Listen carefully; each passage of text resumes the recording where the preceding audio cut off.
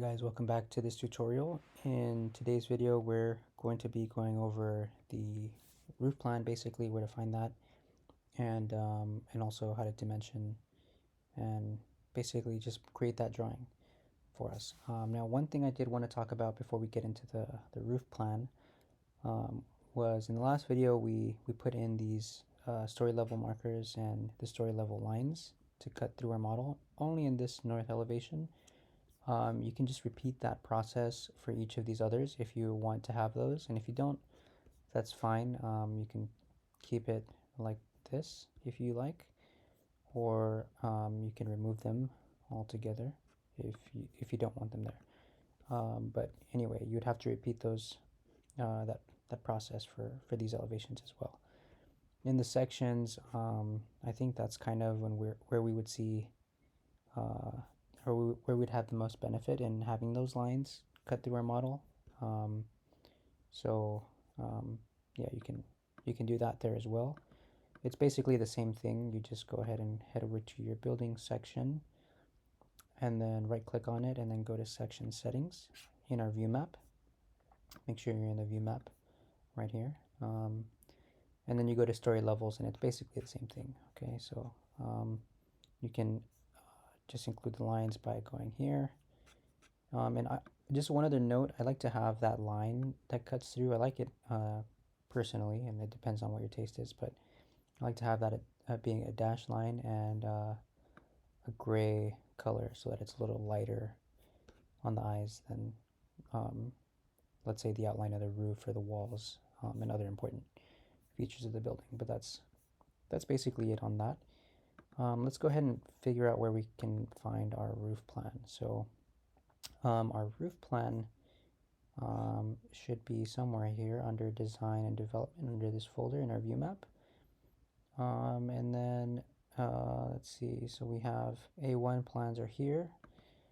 So we pulled up our floor plan from this folder, and then we have a reflected ceiling plan, and then roof plans are down here. So let's go ahead and head over to our roof plan by double tapping on that, and that'll open the roof plan, which basically should give you a top-down view of that roof that we created, that we placed in our model. And so now the way we dimension the roof plan is we basically just head over to our dimension tool again, and then just click on that, and then we can just check real quick what layer it's on. So it's on this layer, annotations, dimensions, for architectural 2D. So I'm going to go ahead and come here. And basically, I'm just going to select each of these corners, and I'm going to right click away, hit OK, and then place those like so. And then we have a couple issues going on here with our dimensions. So to fix that, I'm just going to make the text size a little bit smaller. So here we have a font size of 7. I'm just going to change it to 5. And it looks like this still doesn't fit, so let's make it 4. There we go. For now, I'll just leave it like that, but yeah, that's it. The other cool thing that you can do with dimensions that sometimes it's conventional to do, at least with these overhangs. Anyway, you can select that text object there, and then you can override the text content by coming up here to this bottom toolbar. And instead of using the default measured value, you're going to use the multi-line option. So select that, and then you're going to delete this measured value, and you're just going to put 12 inches. And sometimes if you want to specify that this is a eave, you can hit enter and it'll move down to the next line. You've got that paragraph symbol there, and then you can type out eve, and then it'll have the eve there. And then you can move this manually if you like back inside, or you can make the text size even smaller, or just move it out of the way in a different direction. But I like to keep it next to the dimension line. You can do the same thing with this one, and then let's go ahead and do that. So I'm going to go ahead and continue dimensioning here, and then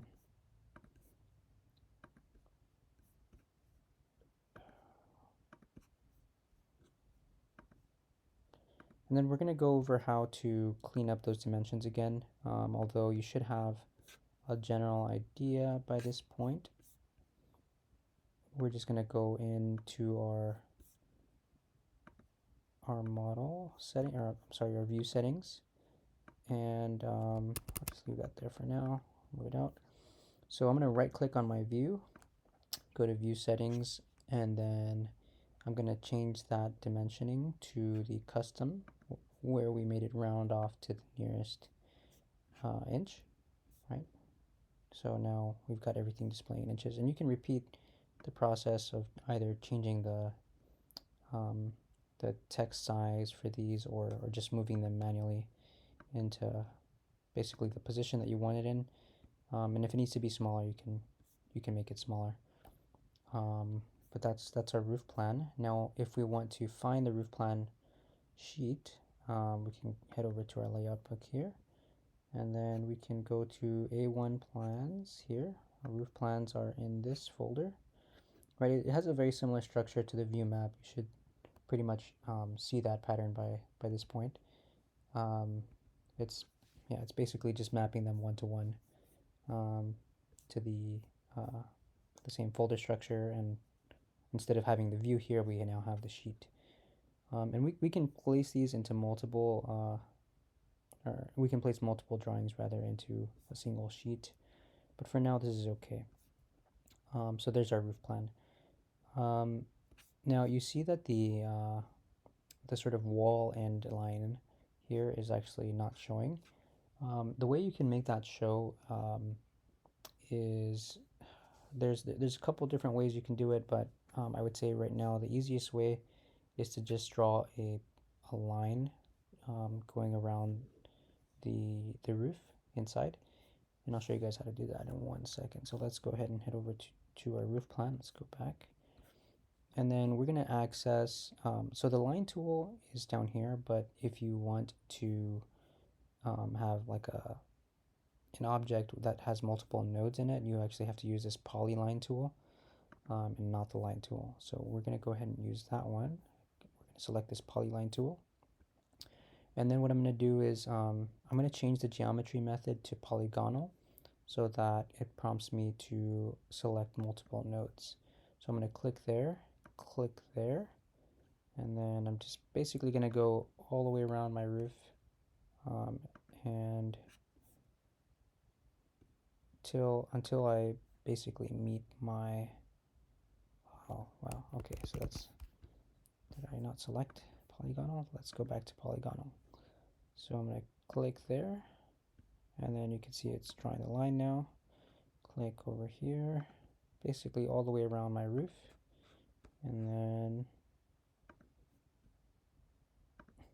we're gonna, so once I've connected that, you'll see that that line was drawn in red. I'm going to go ahead and select that polyline, and then I basically want it to basically end up in this location here, right, where this reference line is for a roof object. So the way I'm going to do that is I'm just going to select this edge, and I can manually offset each of these edges to line up with the that sort of wall end line, or what we're calling our reference line in Archicad. But I can actually do this, I can actually offset all of them all at once, and the way we do this is by using the offset all edges option on our command palette. And so the way we do that is I can just drag this up until I get to that point, or I can manually type in 1 foot, because I know that's how long my overhangs are. So I'm just going to type 1 foot, and then it should end up in that correct spot. Now if we go back to our roof plan here, you should see that line populate in our drawing. So this is our sheet, right? And so there's basically a roof plan without the engineering part of it done. But let's go ahead and head back. The other things we might want to add to our roof plan are like our joist symbols. So let me see if we have those built into this template. It looks like we don't have those built in, so that's okay. I'm just going to go ahead and select any line, and then I'm going to come up here and I'm going to go to arrowhead. I want to have 2 or an arrow on both sides, on both ends of the line.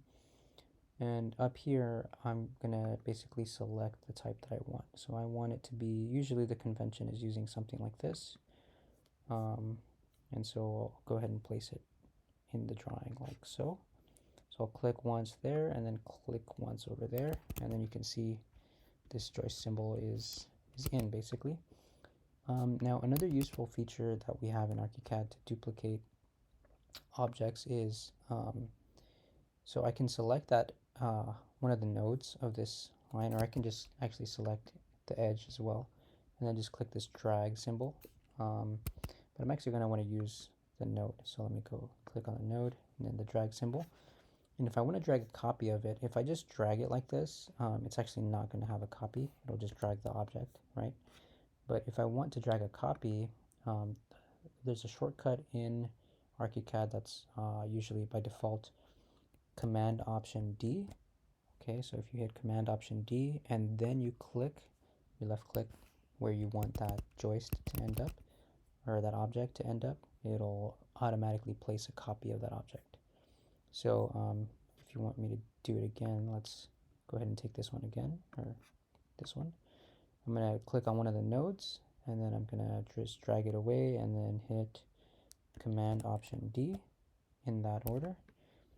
And then just click once and it'll place that object. And then I'm just going to resize this line by using the features in the command palette to compress it or to shrink it. And then there we have it. So there's our joist symbol. So then the way we would add text here is by doing the following thing. So we have, I'll just say 2 by roof rafters at, I don't know, at 16 inches on center for now. And so I'll place that right over here. And then I want to actually adjust the angle that this text is placed in. So here it's at 0. I'm going to put it at 90 so that it automatically rotates it. And then I'm going to have it centered.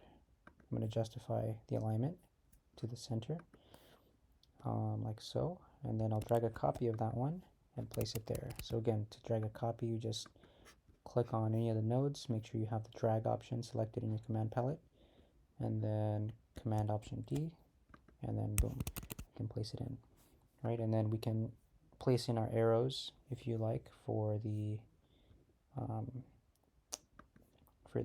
to represent the span of our rafters. And this is just one way of doing it. I'm going to go ahead and change the arrowhead to look like what I want it to look like that maybe. So the arrowheads stand out. So that tells me that the span is going from here all the way to here. And then I'll use the circle tool to place in a circle here. So there's a couple different geometry methods here, but the most intuitive one I think is just this one, where you basically click and that defines the center of the circle, and then you just drag your mouse out as far as you want it, as far as you want the circle to be, and that'll define the radius after you click once. And then you kind of just go around the circle and then click once you get to once you've gone around 360 degrees. Okay, and then there you have it. And then you can basically copy these elements over here, Command Option D, place those in there, and then that's basically it. So this is how I would do the roof plan. There's probably other ways of doing it as well, but the nice thing about this template is that it seems to be automatically placing these objects and layers that are already being used for these pages and for these drawings. So they're automatically just showing up where we want them to. Sometimes things can get a little bit messy and you'll end up having objects where you don't want them. But basically that's it. So that this template is looking pretty good. I think it can help speed things up, and I'll show you guys how to build on top of the template later on. But the short answer to do that is basically you want to have a lot of these symbols and text basically text options available and already placed in the drawing before you actually have any drawings done. So that when I go to my roof plan here, I might have the text and these objects, these line objects and the circle object basically ready to go off to the side here, and I just drag and drop it in, and it'll help speed things up in the documentation process. But anyway, I hope you guys found this useful. That's our roof plan for now. It's not totally complete, but you guys get the idea how to do it from here. So let me know if you guys had any questions. I'll see you guys in the next one.